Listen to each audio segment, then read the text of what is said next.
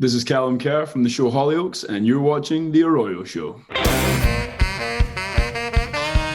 These shows, are you ready for this? I want to see it. Here we go. How do we look? Is that good? It's not stern enough. Get some Not eyebrow stern? furl. There we go. Now you're talking. Now you're talking. Oh, yeah. You guys, thank you so much for joining us. This is The ARROYO Show. I am Brandon Arroyo. If it's your first time here, please give it a thumbs up and a subscribe. What a guest we have for you today. All the way from across the pond, we got Callum Kerr here with us. How you doing this morning, sir?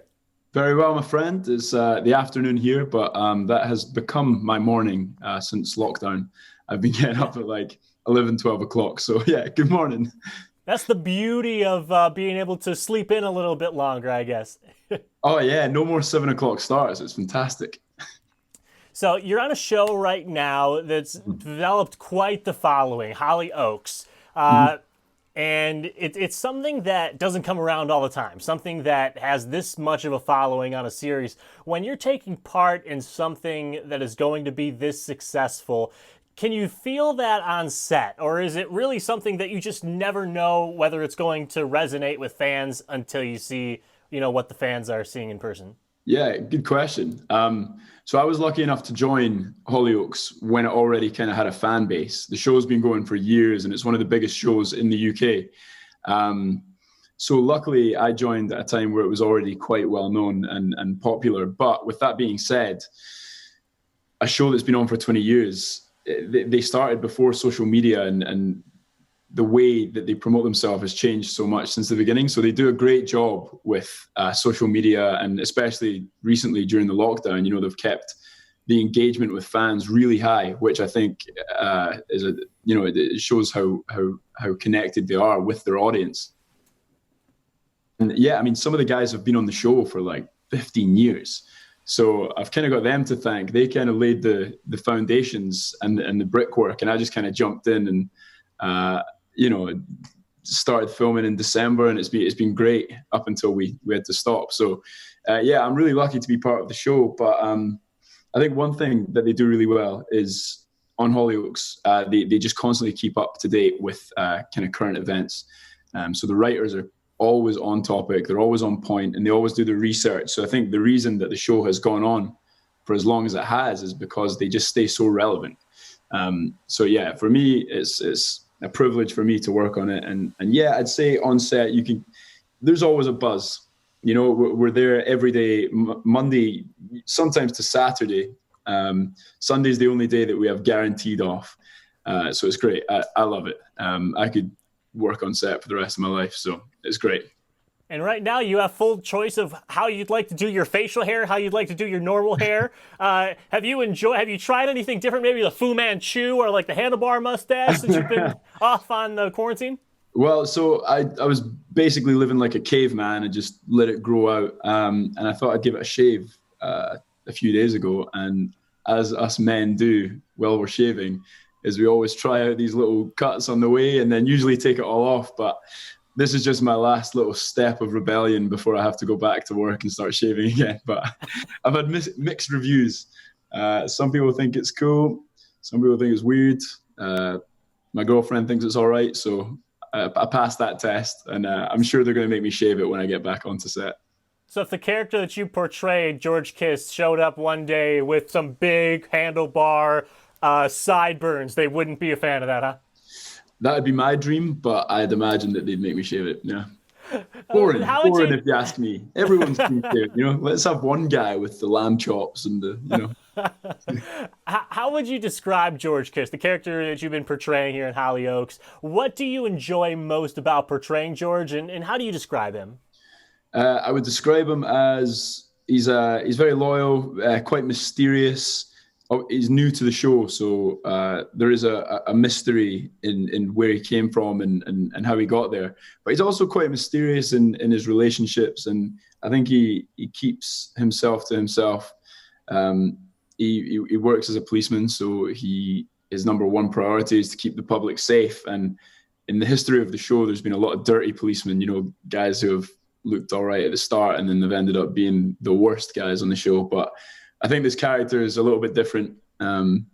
and he's a good guy, but he's got some skeletons in his closet, and we should have been filming that just now. So I'm looking forward to getting back to filming and getting down to the nitty gritty, the dark past and the problems that start arising from that. Because right now he kind of looks like a bit of an angel. The guy, so he's in a relationship with another character called John Paul. And John Paul's just had a string of horrendous relationships. And right now, George kind of looks like the saving grace. He looks like finally the good guy. So I'm looking forward to seeing what kind of dark stuff in the past pops up and how it affects his relationship, which looks ideal at the moment, but I'm not so sure. All right, so switching gears a little bit here, you started off the summer with the release of some new music, a dance track called Eventually. Where did the motivation for that track come from, and when did you first want to start getting into music?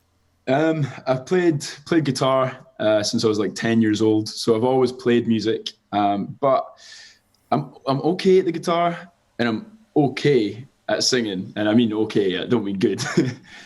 But especially when I do them together, I'm not very good. So doing like acoustic sets anywhere was a no-go. But I've always been into it. So I just one day I was actually one of my old housemates had this program on his computer which people use to produce music, and I had him show me a couple of bits, and I kind of got hooked.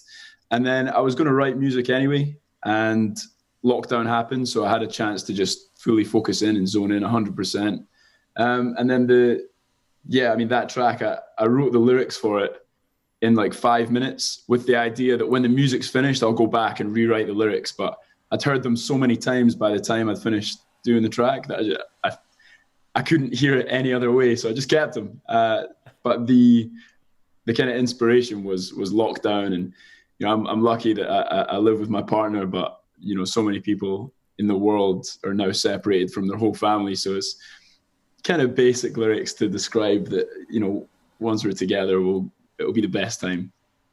Well, here's a question for you. If George Kiss were to secretly have a skill as a musician, what instrument would George play, in your opinion, if you had to guess? I think George would pull it out the bag with like a violin or something, something really romantic. His name's George Kiss. How can he not play the violin or the trombone or something, That just sounds like the name of someone that's going to be coming up at the coffee shop. George Kiss coming up with the violin and the harmonica. Oh, what a name. I thought that was the name of the episode. So my first episode, I saw George Kiss in the title. And I thought, oh, my guy is called George, and he's obviously going to kiss someone in his first ep. And nope, that was his name. I didn't get to choose it, but it's catchy. It's catchy. You've had a successful modeling and commercial career. So I would like to know, what is the key to that intense smolder look just off camera that happens where you guys are just so deep in thought? What's the key to that look? So I would say that there's only two looks that you need to master. One, you just smile as wide and aggressively as you can. And the second one is you just, I don't know how to describe it. Just be as grumpy as you possibly can be. There's no in between. So one's a resting bitch face, and the other one is just over the top smiles. Okay. Disneyland for the first time, like elation, and the other one is So I don't know. I kind of got into it accidentally, and I was doing some headshots, and the guy was like, "Oh, have you ever tried modeling?" And I was like, "Nope."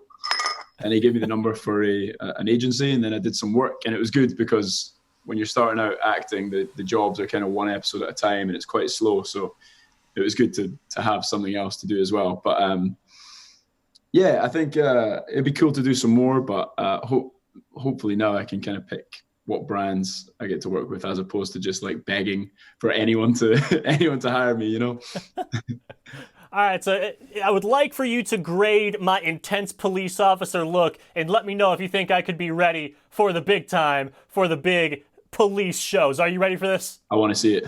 Here we go. How do we look? Is that good? It's not stern enough. Get some eyebrow pearl. There we go. Ah, now you're talking. Now you're talking. Oh yeah, there we go. Well, there's different moments, right? There's that moment where you first hear the call to head to the car. So you gotta have your different looks. You gotta have like the surprise, like, oh shit, what am I gonna do? And then so Okay. So we'll try that again here then. So, okay, so the surprised we got to go to the car look. okay, so it comes over the radio. There's a terrorist attack 3 blocks from where you are. You get there, it's one-on-one. There's no backup. All right. So I would imagine you'd be like this in that situation. Who's ready to go? We're bringing law and order right now. There we go. You got the job. You got the job. All right, well, as we start to wind down the interview here, we're going into what's called the final 5. These are the last 5 questions of our interview here. Who do you talk with the most right now? Other than my partner, Olivia, that I live with, my neighbors, actually, we have like socially distanced coffees and sometimes a beer in the garden. We can kind of wave at each other, and it's great. I've got to know all my neighbors. What item can you not go a day without using right now? It's a close one between the keyboard that I use for music or the PlayStation that I jump on almost every night. That's been my social life for this whole lockdown. When did you know you wanted to be an actor or in entertainment? I don't know. I think I always thought it would be cool, but I kind of realized it when I was about 20 years old, and I was studying accounting, and I thought I can either do this forever or I can just give the old acting a try. And so far, so good. Where is your dream vacation? Japan, because I've never been to Asia and I love the food, so that'd be great. How do you define success?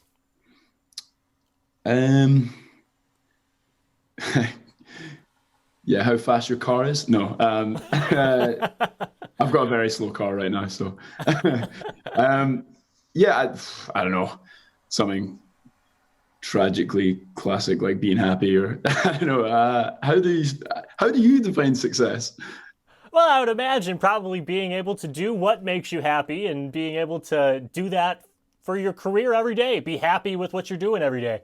There you go. Why did you even ask me? Hey, man, I appreciate you coming on today. And if in a couple of weeks we do end up getting to see George Kiss with some long sideburns and a little Fu Manchu mustache, we'll know that it came from the quarantine and the different, it came from right here. Right here at the ARROYO show. Hey, brother, thank you so much for coming on. Pleasure. Cheers, mate.